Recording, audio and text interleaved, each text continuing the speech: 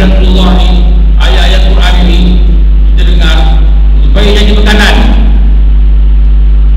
Dan satu hadis Rasulullah menceritakan bahawa orang yang mati itu apabila dibumikan, dia akan dengarkan oleh telinga dia, akan gerak kaki orang pulang, bergerak kaki tapak.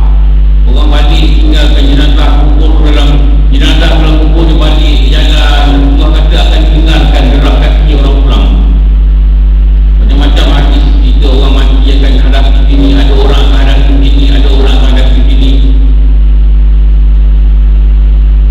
Dia dengar gerak kaki tapak kaki orang balik.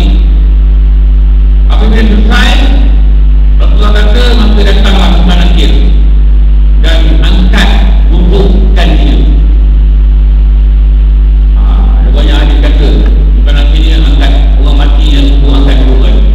Dalam kitab musika ada jadi satu banyak cerita pasal ini, sebab beriman pada hari akhirat. Maka dia datangkan wajah seorang lelaki dalam kubur.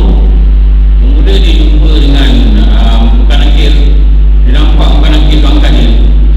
Setelah gerak kaki manusia balik, orang yang letak ada di kubur.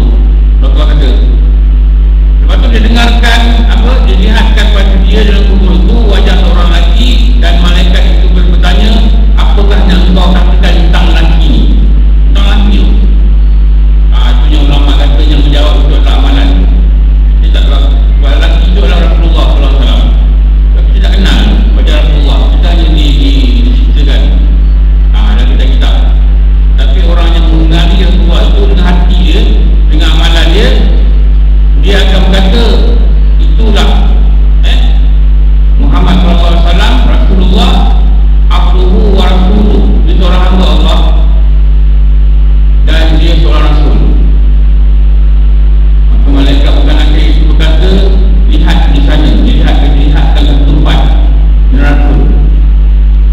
Kalau kamu tak boleh jawab tadi, ini sebab kamu. Tapi sebab kamu boleh jawab, dia tunjuk dalam tempat syurga. Dan Rasulullah kata ada orang yang meninggal, apabila dia melihatkan wajah Rasulullah dan ditanya pada dia, apa yang kau lihat? Apa yang kau nak katakan tentang lelaki ini? Orang yang tak beriman ni Rasulullah kata akan kata, aku tak tahu, aku tak kenal. Maka dengan rasa keheranan, maka kata bukan lagi itu akan tanya, di dunia ni dulu kau tak ada orang ke cerita pasal dia? Kau tak tahu ke pasal lelaki ni? Pelik sebab hati dia tidak mengamalkan, hati dia tidak yakin, hati dia tidak percaya. Dia tak ada ilmu tentang beriman pada Rasul. Dia tak ada ilmu. Pada itu rukun iman.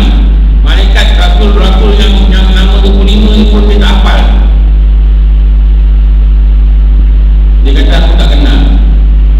Maka dia ambil satu batang besi, Rasulullah kata, dan besi itu dipukul antara hidung telinga dia. Sebab dia tanya tadi, kau tak dengar ke? Maksudnya telinga dia tak dengar ke jadi kisah Nabi kata dunia? Ada orang beritahu ke? Dia diam, dia terpaku tak jawab. Rasulullah ambil besi, pukul antara dua telinga dia. Besi pukul manusia dalam alam kubur ni adalah satu hadis. Diceritakan oleh seorang sahabat nama dia Laid bin Sabit. Dan bin Sabit ni tulis wahyu. Laid bin Sabit ni kata, kami pernah berjalan dengan Rasulullah di Madinah dengan menaiki baral. Kita kata baral, maknanya baral ni macam kedai. Banyak dengan ramai naik dengan Rasulullah. Dan tiba-tiba sampai ke satu kebun, tiba-tiba aku melihat kedai yang Rasulullah naik, kedai yang Rasulullah bawa, tiba-tiba dia melompat ke belakang. Seolah dia melompat, dia terkejut. Dan Rasulullah memegang tali pinggang kedai itu, dan aku lihat, baik sahabat kata, aku lihat Rasulullah hampir terjatuh. Sebagai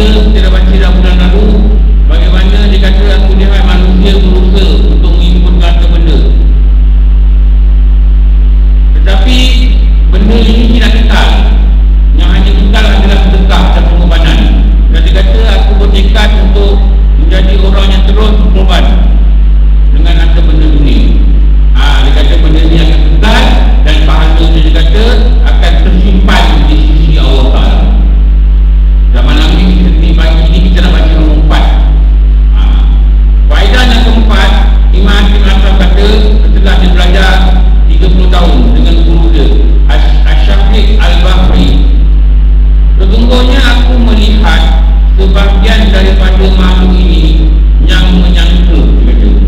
Ini zaman dia, zaman sekarang lagi ramai. Dia wafat 237 Hijrah. Zaman 200 Hijrah dulu, dia kata, aku lihat bahawa ramai manusia ini menyangka bahawa kemuliaan dan keagungan itu terletak pada banyaknya kaum dan pengikut. Dia kata itu. Mulianya orang ni, dia kata, dulu zaman dia nampak lah. Mulianya manusia tu, ramai manusia kata, mulianya manusia tu apabila orang tu dengarkan nama tahu orang pengikut. Kalau dia jadi satu ahli badan satuan, dia tengok ahli ramai. Tolonglah itu. Dulu zaman orang hijrah dah ada dah semua orang macam ni, dah ada dah orang fikiran macam ni. Lalu ia tertipu dengan cara berfikirnya itu. Imam Asy'ari anda kata orang ni tertipu. Tertipu kenapa? Dengan cara dia berfikir. Dulu lagi orang tertipu punya. Dulu lagi dunia ni innal hayata dunya illa mata'un. Dulu lagi dah tertipu kan. Tunggunya di depan dunia ini tidak lain, hanyalah benda yang begitu lain. Dulu lagi di dalam peranan dia tipu manusia ni.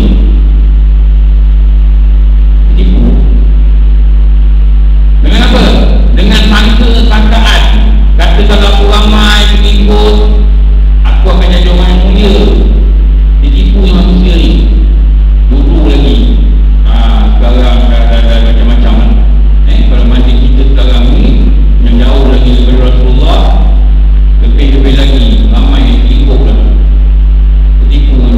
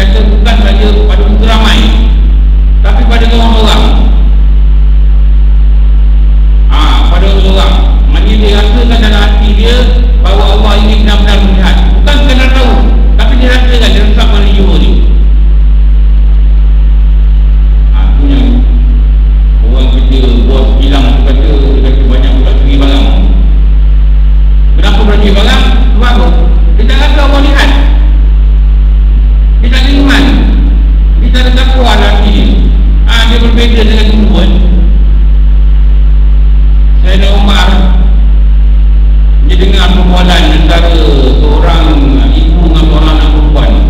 Ibu tu kata dengan anak perempuan apa? Dia kata campurkanlah susu dengan air biar banyak sikit dia jual susu. Anak perempuan dia kata tak boleh. Sayyidina Umar dah keluar surat waktu tu, dah keluar keliling beritahu peniaga-peniaga susu jangan campur dengan air. Nipu. Jadi anak dia kata Sayyidina Umar dah beritahu dah ibu jangan buat macam ni.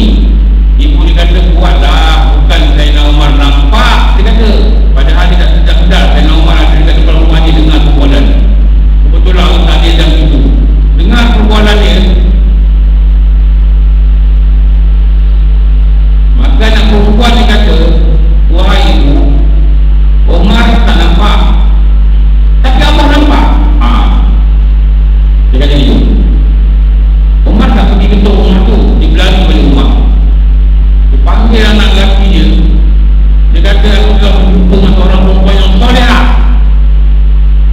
Siapa nak jadikan perempuan ini sebagai isteri dia? Maka anak tu orang kata senang, maka mereka dikahwinkan. Dan daripada pasangan ini mereka dapat cucu orang, dapat anak, mereka dapat cucu. Orang lakinya sangat bertakwa yang nama dia Khalifah Umar bin Abdul Aziz. Dia berketurunan ni lahir Umar bin Abdul Aziz. Kenapa? Kerana dia yakin dengan jalan takwa itu dia akan mulia di Allah. Sebab itu Imam Abu Hasan Al-Ghazali kata kami hidup dalam perjalanan takwa dengan menyempuri 5 jalan. Yang pertama tadi apa dia kata apa? Takwa pada Allah bukan saja di depan masyarakat umum tetapi di kalangan kami sedang seorang-seorang. Nombor 2 dia kata apa? Mengabaikan semua makhluk yang ini tidak menghiraukan. Adakah dengan kehidupan kami ini menyusuri jalan takwa ini